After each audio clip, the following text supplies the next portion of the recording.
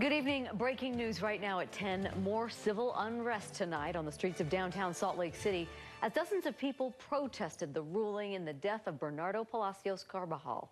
2 people are under arrest tonight and after the protesters vandalized streets and the district attorney building. We've learned 1 officer was injured and taken to the hospital.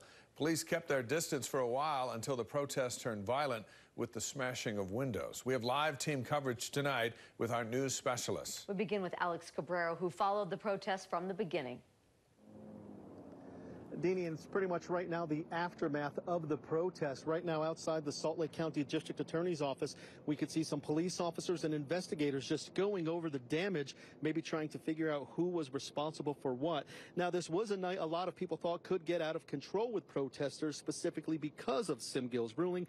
At first, protesters did the things we have seen before, blocking roads, putting up signs, painting the road red. But when some of them started breaking windows, that's when this protest turned.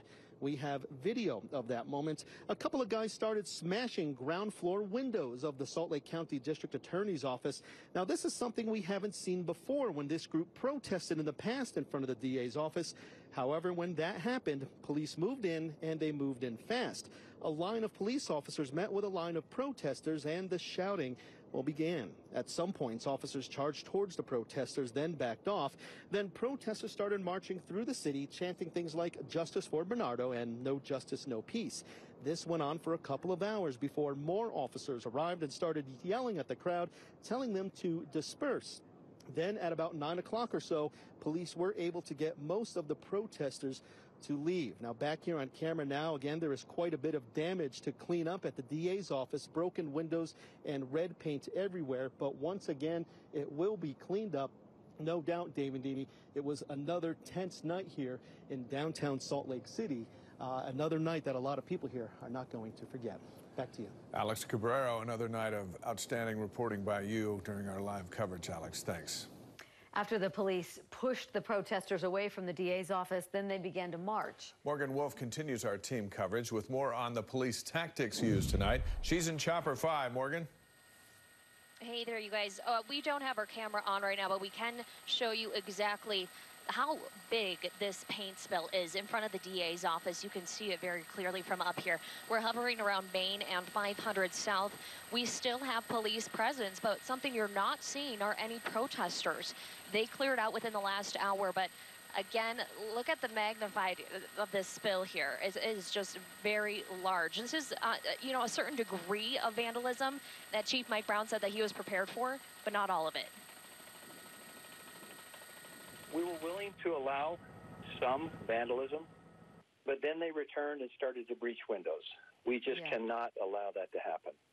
And so we ordered our officers, our mobile field force, and our public order unit to come in and to disperse the crowd. And you heard it there, disperse the crowd. We are hearing reports of some officers that have been injured, but again, everything seems to be back to normal tonight as you are looking at the streets. There are some officers still out closing parts of the streets. We got on State and 500 South and portions of West Temple, but again, pretty calm here right now. Back to you. Morgan, thank you. As we mentioned, these protests broke out in response to the Salt Lake County District Attorney ruling that the officers who shot and killed armed robbery suspect Bernardo Palacios Carbajal were justified. No criminal charges will be filed against them. Andrew Adams joins us now with a look at what happened today. Andrew? David, as we stand by this police blockade behind me, it was obvious that the city was expecting some kind of response, and the DA's decision obviously didn't go over well with protesters as we saw tonight. But just to dial it back a little bit earlier in the day, give you a framework of what led up to the events tonight, let's do that right now. All started a little bit earlier this morning with District Attorney Sim Gill walking through his office's investigation and a timeline of events. On May 23rd, someone called police to report they had been robbed at gunpoint. As officers arrived, they got word that a different person at the Utah Village Motel on 900 South had been robbed at gunpoint as well. That's where police found 22-year-old Palacios Carbajal, who ran away. Gill says the officer's decision to use deadly force didn't come until it was confirmed he had a gun. Once he saw the gun and the gun was being picked up and he brought to the front of his body from their perspectives, they were concerned that at that moment that they could get shot, and at that moment they had made that decision. I don't care whether... During the investigation, the officers told the district attorney that they were worried not just for themselves, but for the safety of people nearby as well as for police who had not yet arrived to the scene. An officer for the an attorney for the Palacios family, meanwhile, reacted to this decision, saying the shooting was not justified and that they're deeply disappointed. The lawyer went on to say that Palacios was running away and, in his opinion, didn't show any intention of using his gun. The family says that they're continuing to seek justice, and they say that Palacios Carvajal was a good man who didn't deserve to die. Should he have been running? No. You know what you do to a suspect who runs? You apprehend them, you bring him in, you book them, you charge them, they go to trial. You don't kill them. You don't shoot them in the back. The family also argues that evidence shows that Palacios had no intention of firing the gun he kept dropping. They say they're planning on working with the city and police department. They're also looking into a civil lawsuit to bring closure to Bernardo's family.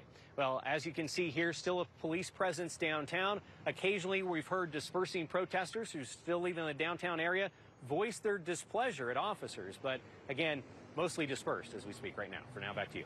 Andrew Adams live for us tonight. Thank you, Andrew. There are calls for change this evening in Utah's law over police use of deadly force. And those calls are coming from protesters and state leaders alike.